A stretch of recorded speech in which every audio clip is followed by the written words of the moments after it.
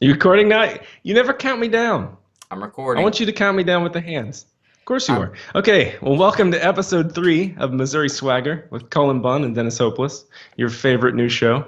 Um, as you probably have already noticed, the audio, as far as we understand, is about a second off from my mouth moving. So just look at what I look like and then don't pay attention to my mouth, and we should be good.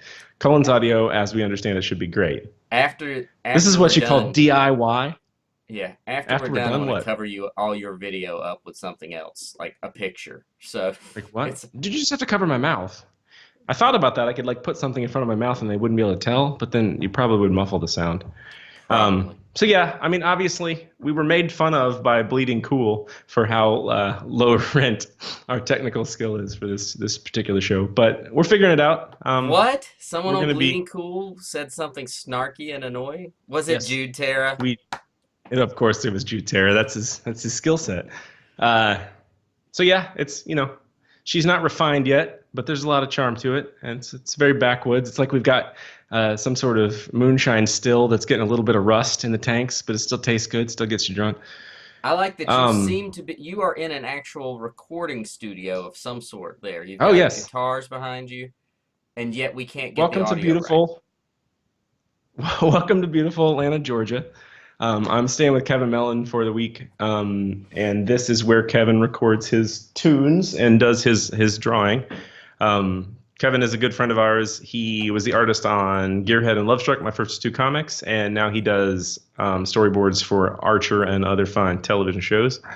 And yeah, I'm staying here. So he's got this microphone set up. Cullen sounds like an angel through my headphones here, and yet we cannot sync up the audio. Maybe But it's what are you six. gonna do? Maybe it has. Maybe it's already fixed itself. I find that a lot of times these problems just resolve themselves if you ignore them. My hope is that we're wrong, and we were wrong all along, and we wasted 25 minutes, and it'll be fine. And then also, I did like 5 minutes of shtick about it that doesn't make any sense. That's my hope with this episode, but All right. we'll see what we get. So Dennis, I wanted to say, yeah. go ahead, go What were ahead. you? Let's hear what you want to say first. Oh, I wanted to say because I keep forgetting to say in every episode that the title Missouri Swagger was come up with by Jasmine Amiri, a good friend of ours and Lion Forge editor. It is also important to note she told me it was not a good idea for a YouTube show title, but she is the reason that that phrase exists. Well, thank you, So yeah, I Jasmine. wanted to say that. Thank you for our title Yes. that we don't really know what it means or stands for, but we appreciate it. She was describing my accent is where it came from. See, I don't hear an accent, but okay. Well, it's because yours is so much like more syrupy compared to me. Compared to you, I don't have one.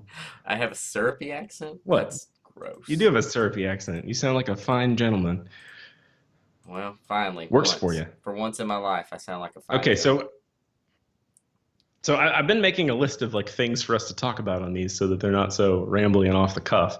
But I think this episode you actually have a direction for us. I do. I put the call out for some questions from our listeners on Twitter and Facebook, and I have a bunch of questions, probably more than we can get through. But if we don't get through them, we'll save them and we'll add them to another episode so that we are answering all of your delightful questions. But we have a Now, if number I of don't like a questions. question, can I pass?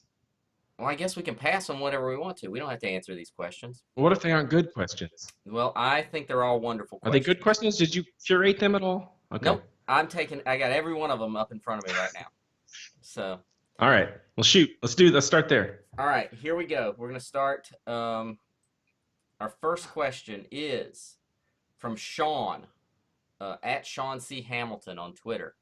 He, this is, all right. He asks, would the two of you ever co-write a book together? And if so, what would it be? Sean obviously We doesn't have follow all co-written. of our work because yes, we have written books together. We wrote some Cable and X Force issues together, and Yes. some sort of Secret War. What was the other thing? A Secret Wars book. Secret Wars, House of M.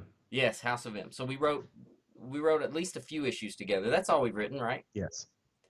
Yes. So One inside baseball on that is that I am a very slow writer and Cullen is a very fast writer. So oftentimes if I get an opportunity that messes up my schedule, or if I just fall crazy behind like I did in Cable and X-Force, I will call Cullen in to co-write with me, and it goes really well. I think we play to each other's strengths. We have a good time plotting stuff, and Cullen is really good at not slapping me whenever I make him change things, or whenever I tell him that Scarlet Witch can't be punched by her brother.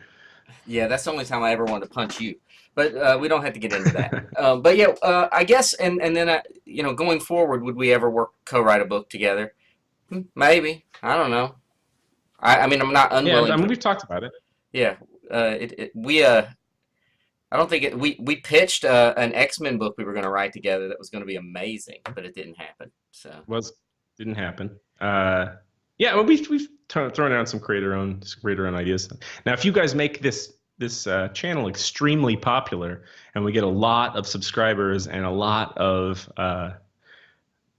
there's a word that I'm trying to think of. You'd think I'd be able to come up with words quicker than that. Support. But money. Yeah, if we have a lot of support for the show, we could make a book called Missouri Swagger, because it is a great name for a title for a comic book. That's true. It would be awesome. So chances are we'll make some Missouri Swagger something or other at some point, unless this is an abysmal failure. But as someone who once played 72 hours of horseshoes straight until everyone else involved told me I had to stop and took them away, I suspect we will just grind this thing into the asphalt, whether you're watching or not. All right. So awesome. Look forward to more episodes. All right. So next question is from. I'll skip that. I'll get that one next. Chris et al. at Strictly Worse on Twitter asks, I want to know how you script the comics, and is it artist specific? Also, what comic book stores in Missouri deserve a shout out? You go first. As far as comic book scripting, first of all, if you go to my website, which is just cullenbunn.com, I've got a few comic book scripts right there, so you can go and see exactly what my scripts look like. There's a couple that have the comic script and the associated issue, so you can actually compare them and see what they look like. Up until recently, I used Word to write all my scripts, but now I'm using Scrivener. I've been using Scrivener now for a couple of weeks, and I'm still not used to it, but I think I might like it. Maybe. I don't know. I like the formatting, that I can format my scripts very quickly. Does that let you note card and stuff, like break stuff up in plots and then move it over? Scrivener lets you do note cards. It lets you break things up. It lets you move pieces around very easily. But it also has a sort of a formatting built in for comic books, and I can hit tab and it formats for dialogue, and I hit tab and it formats for panel descriptions, and it's very easy to get through, which is awesome. There's a learning curve, but I think I'll be faster once I'm used to Scrivener and how it works. And as far as I outline with a comic script. I feel like you have to outline a ton. You have to really be prepared for what you're doing, because you're limited by the number of issues in a series, the number of pages in an issue, the number of panels on a page. So I do a ton of outlining before I ever get to the scripting phase. And as far as writing for specific artists, I don't know, Dennis, I think you have more experience maybe with artists who've wanted you to, that you've adapted to their style. Most of my scripts look the same regardless. Yeah, I mean, usually I'll write in my standard style, which is a lot of description. I do a lot of panel description, like exactly what I see, but I always make very clear, like, change this up if you want, or I'll even put like question marks in there, like, should we do this? Because coming from doing storyboards and stuff in film in college, I have to be able to see the shots. So I describe what's in my head, but understanding that the artist can change anything they want. But yeah, once I get comfortable with somebody, especially artists that like to do a lot of, designing the page or changing the pacing up or whatever, I'll loosen that up quite a bit. On Spider-Woman, in the end, I was just giving him, Javier like roughly what happened on the page and the dialogue, and letting him go crazy. And then I would go back in with him and figure out dialogue placement. A lot of times on the action sequence, we would just yank all my words off of there because it'd be so brilliant that it needed to be silent. But it depends on the artist. It depends on the situation. And a lot of times it depends on how long you've been working with the same team. Because if you've been on a book for a year and have a really good relationship with the artist, they don't need as much direction as someone you've never met before. You want to just make sure you're being clear. Right. Would you agree with that? Yeah, I agree. What about Brian Hurt? Like you worked with Brian Hurt for 100 years. Did you get to where it was looser, or did you just do No. the same thing? Yeah, I worked with Brian on so many books, but he wanted a full script for every issue.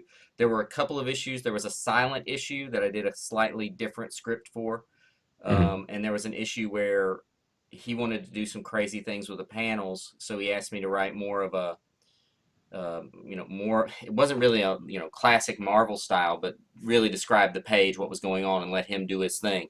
But I think he much preferred the full script, and I just keep to it. So I never did a shortcut for him or Tyler Crook or any of the other artists that I've worked with for a long time. I tend to write the same way for all of them, and no matter how long I've worked with them. So, what about comic stores? Comic shop in Missouri, you want to give a shout out, Dennis? Uh, well, I worked at Pulp Fiction Comics and Games in Lee Summit, Missouri, for a long time, and they've given me an employee discount for maybe over a decade at this point. So I'm a big fan of that shop. We were just at Phoenix Comics in Yes. Peculiar, Missouri the other day. That's a delightful store. Yeah. What And else you and got? I'll give a shout out to my local comic shop, the Comic Cave. It's where I buy my books, and I'm working with the owner of the Comic Cave, Josh Roberts. I'm working with him to bring a comic book convention to Springfield, Missouri in September. So uh, that shop means a lot to me, and I hope people support it. And then I'll also, since you said two, I'll give a little shop of comics in Cuba, Missouri. My friend Jimmy Johnston, Jimmy Z, uh, just on a whim decided to open a comic book shop because that's the kind of person he is. And he has opened a comic shop, and from what I hear, it's doing pretty well. I was there for the grand opening, and it's a nice little shop in Cuba, Missouri. So there we go. We'll talk. We can talk about more in future episodes. There's a lot of great shops in Missouri.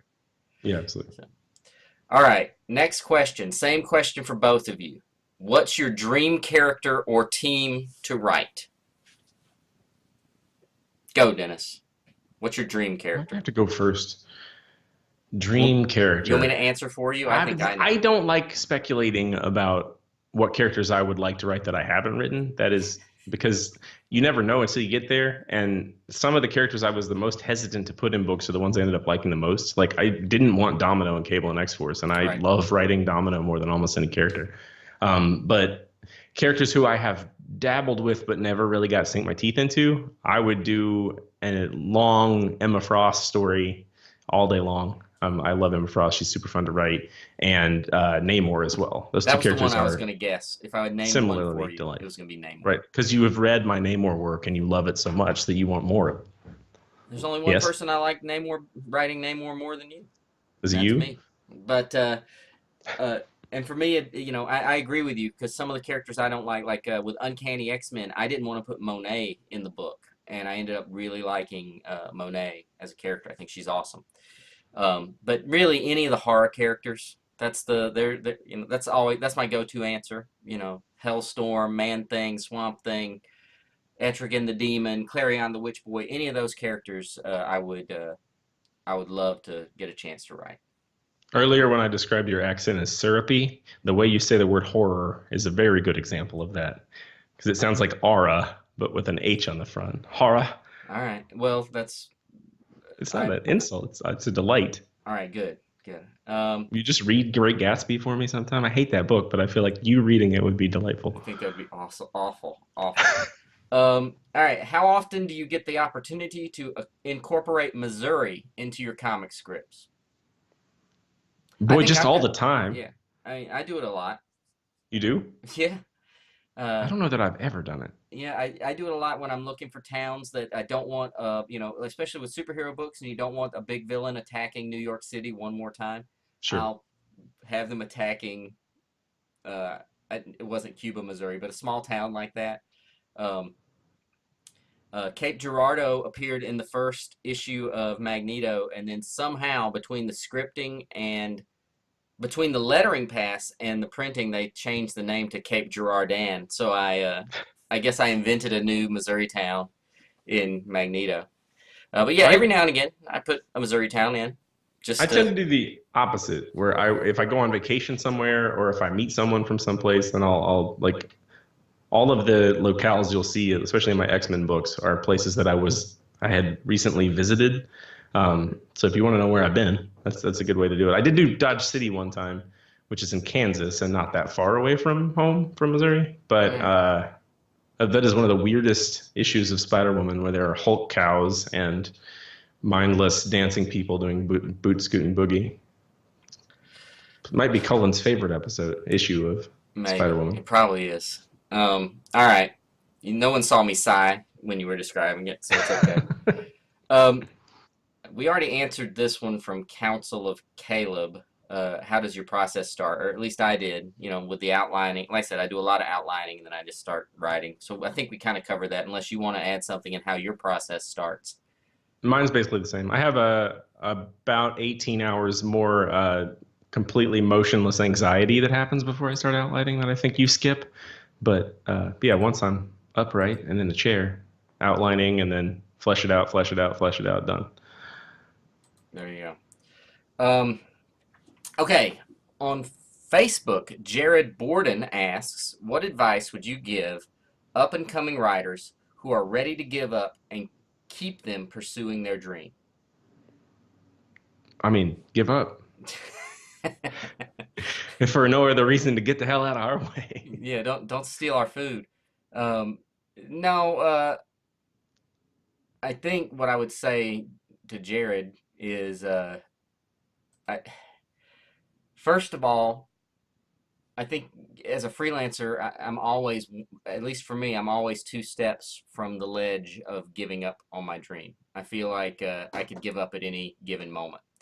Um, but I can also tell you that it took me forever to break in. It took me a long, long time to break into comics. Some people don't like when you use the term break in, but I don't really give a damn what they like. It took me a long time to break in, and I was going through a phase where I used to say to myself, okay, if I don't break in by the time I'm this age, I'm gonna stop worrying about comic books and not try anymore and pursue other things. And then I'd get there, and then I'd say, well, if I don't break in by the time I'm this age, I'm going to give up on it. Um, and I just think, you just got to fight through that stuff. Jack Kirby drew Fantastic Four when he was, how old do you remember, Dennis? He was in his mid 50s, I believe. I think he was in his 40s, wasn't he? No, I Because think I heard, he I heard created Captain 50s. America, and then he went to war, and then he came back and did Fantastic Four, All right. right? Well, he was an older gentleman when he Yes. broke in when he really had his big Fantastic Four hit, right? Hmm. But it doesn't matter. It's going to take you a while, and it's going to feel like you're going to quit, and that is sort of nature's way of weeding out writers. Is letting the ones who feel like they're going to quit, and the ones who fight through it keep going. And a huge percentage of being a writer is tenacity. So I would just say, Not just being a writer. Anything you want in life that other people want, the yep, best way to get it is to put yourself on that path and don't stop until you get there. Like yep, it is very easy to settle and it's very easy to stop and quit and give up on things, whether that's like a fitness plan or a relationship or a dream job or like a vacation you want to go on. Like just point your nose in that damn direction. Don't listen to anybody and keep moving till you get there. Well, yep. worst case scenario, you're on a path that you care about and you're trying something and you die. And you're gonna die anyway. That's gloomy. Um, Songbird Diamond at Oh, Twitter asks us, should America blow up the moon? Come on. okay. Let's talk about Songbird Diamondback. Songbird Diamondback is a big fan of Cullen's work I, and a person who is not a fan of Avengers Arena, we'll say.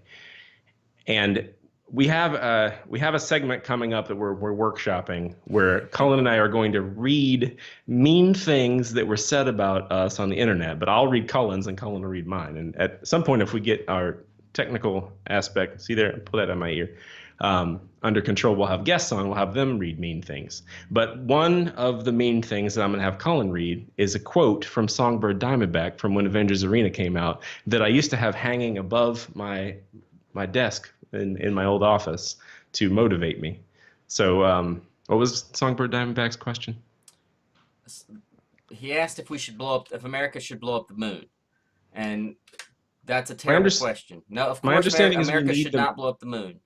we If need the you moon for tides, right? if you've ever watched Thundar the Barbarian, you know that when the moon gets destroyed, it unleashes sorcerers and giant robots and demons and weird horse creatures onto the earth. This sounds like a good thing. Actually, I kind of like it now. I kind of like that idea. So So maybe we yes, should. yes, we should blow up the moon. Good job. See if you can make that happen. Um, all right. Eric Mysterio asks us, what is one topic is that he'd like us to discuss are the things that scare us both, and has that ever been turned into a story you've written? Oh, I mean, in the micro, absolutely. Things that scare me have turned into stories. But it's usually, for me, it's usually like some weird emotional personal life thing I'm going through will be all over. Well, I mean, yeah, absolutely. Okay, Spider Woman. Yeah. Spider Woman had a baby because I had twins when I wasn't even sure I wanted one child. So the degree to which that ruined my life became one of my favorite superhero stories I've ever written. Also, I love my children now. Once they could sit up and feed themselves, they became delightful creatures. But yeah, definitely that was about, I think, the fear and anxiety and overwhelmingness of being a new father. I also am terrified of snakes, like irrationally terrified of snakes. So that I don't know that I don't know how many snakes I've written though. What about you? Yeah, everything that scares me works its way into a comic or a story at some point, and it's different things. Uh, and I could name it with almost every character. Um, I can tell you that when I was writing Uncanny X-Men, and this is something that I don't know that a lot of people picked up on because one, I never got to take the story as far as I wanted to, and it got those plot lines got dropped when others took over the character. But Sabretooth was a character who was good. He had been inverted. So this evil character Sabretooth had been inverted, and he was now a good person in theory. But in my book, he was slowly feeling that slip away, and he was slowly losing himself and becoming someone else, and that directly ties into some pretty deep fears I have about Alzheimer's and dementia. I lost my dad to that, and I think it's a horrible, horrible disease, and it scares the hell out of me in many ways. And Sabretooth was me writing Sabretooth and how he was feeling about himself slipping away was a lot about my fears of that happening to me or happening to people I care about. And But you said I'm grim.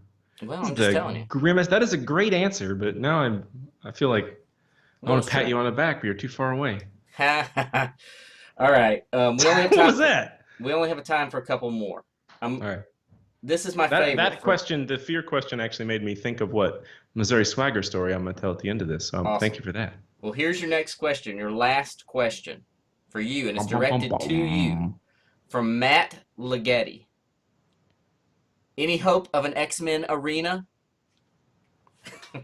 I mean, I would do it in a heartbeat. If I get to write arcade again, that would be delightful. If I could come up with an excuse to use some of the characters from Arena and Avengers Arena and Avengers Undercover, I would do it in a heartbeat. Marvel is usually hesitant to revive titles with the same creative team or similar titles with the same creative team unless it was a breakout sales success because we got to tell our story. It kind of ended when it ended. It ran itself down to natural attrition, and if they did something like that, I would imagine it wouldn't be with me. Now, if you guys decide that I'm the next big thing in comic books and I blow up over the next 18 months, I could probably do whatever I want. But it's where it sits now, I would probably be more likely to be on other things and have other sorts of opportunities. But I loved writing Avengers Arena. It'd be really fun to do it now where I'm not so anxious about how much people hate me on the internet. Um, so yeah, I'll just murder some kids today, tomorrow, and every Man, day this going forward. this episode's a lot about your dislike of kids. I love children. I just didn't want them before I had them. All right, all right, all And right. I didn't have kids yet when I wrote Arena. Maybe I couldn't write it now. Maybe You that's might the not. problem. Uh, I lied. I have one more question that I liked from Cameron Williams. Which character that the other created would you most want to kill off? I like this question because the answer popped into my head immediately. I didn't even have to think about it. What's And your my, answer? do you have a character of mine you'd like to kill off that I Yeah, but you created? go first because you're delighted. You're so I clearly would excited. I would love to kill off Pickles the Bamf. You and every other person. I hate Pickles the Vamp. I don't know. Actually, and it's weird. Pickles appears in so many issues of X-Men Blue, and often is the character that saves the day for the X-Men. But not so many. He appears in a few. He appears in the final issue of X-Men Blue. I just wrote, and I didn't kill him. But yeah, I think I kind of like to kill Pickles the Vamp. Yeah, I don't think you're alone there. You know, it's Jason Latour. Pickles the Bamf is Jason Latour's fault because I had plotted the opening two issues of All New X-Men, and for reasons we won't get into, those X books had to be written at lightning speed, like conceived and written very Yeah, quickly. I And remember. I realized at the end of I think it's the end of the first issue, that the conceit of the book is that the X-Men, that group of X-Men are all over the country. Uh, on vacation, like they're taking a vacation and they have to come back to save Cyclops, but there's not a lot of time in between. And so I was talking to Latour about how the hell do I get them all in one place, and he's like, I just use a Bamf. So I created Pickles and had it so that Beast had wired him into the VW bus in order to teleport all of them at once. So that's why Pickles was created. And then I heard nothing but grief from fans online about how much they hated Pickles, which, if you know me, that's going to make me do more of it. Right. Like Pickles just became the star of the show at that point. So yeah, I don't think you're alone Okay. there. Who would I kill? They're all awesome. I wouldn't kill any of them. There's an issue Oh boy. of I believe Deadpool kills the Marvel Universe, the first one. Yeah. Well, everybody dies That in that, so Yeah, but there's a character in one of the panels named Cullen Bunn yes, yes. who I would kill and kill and kill again, Yes, the and I greatest. hope we never have to see him. All right, well, there you go. There you go, Yeah. Cameron. Dennis wants to kill me and hates kids. All right, so if we didn't get to your question, I'll save them and we'll get to them in another one. But Dennis, why don't you take us out? Let's hear your story. Okay, so this story involves my both of my parents and the little town that my mother grew up in for part of her childhood and that I lived in very briefly. When I was 3 years old, my father was in a near fatal car accident, and he got brain damage, had to learn how to walk again, and was kind of just loopy loo for a couple 3 years. During this period, obviously the income went down, so we moved into a trailer that was on my grandfather's land. My grandfather had a farm in Deepwater, Missouri, or outside of Deepwater, Missouri. And so we lived on this trailer. Now, if you live on a trailer that's just sitting somewhere in a farm, things like plumbing and electricity and septic tanks are not the height of modern convenience. Also, during this time, my dad was pretty far gone, like not quite with it, not quite in reality. He thought he got a sunburn once and thought he was turning into a toad. And he came running out of the bathroom naked one day, screaming to my mother that something in the toilet was staring at him. And my mom just assumes, like, go no, go back in there and clean yourself up, Jody. Like, that's not what's happening. But she goes into the bathroom and he demands that she looks, like he's just beside himself that she looks. And she sees a giant black snake head sticking up out of the water in the toilet and moving around. And I feel like they used bolt cutters or something to cut its head off. And then my grandfather came over, they removed the toilet, and somehow a bunch of snakes had gotten into the septic tank system and were coiled around all inside the plumbing stack, like in the toilet, so much that one was climbing up through the pipes to try to escape. I wonder why you have an irrational fear of snakes, Dennis. Well, it's because my mom does because of that. And then once we moved into the city, we lived near a creek where there were lots of snakes. I have lots of memories of my dad being called out to like chop snakes' heads off with shovels and things that, like in hindsight, were really ridiculous and brutal and unnecessary. But yeah, that's where my fear of snakes comes from, and that is a good example of what Southern Missouri is like. All right. All right, well, that's it for today then. Hopefully, Dennis's audio issues will be resolved on the next recording. Doubtful. If he had them, maybe we didn't even have them. Maybe it was just a phantom audio problem. Uh, Possible. we'll find out soon enough. But thank you All right. everybody for watching, and if you like the video, like it and subscribe, and stick with us. See you next time. We will only get better. Have to. Couldn't possibly get worse. That's right.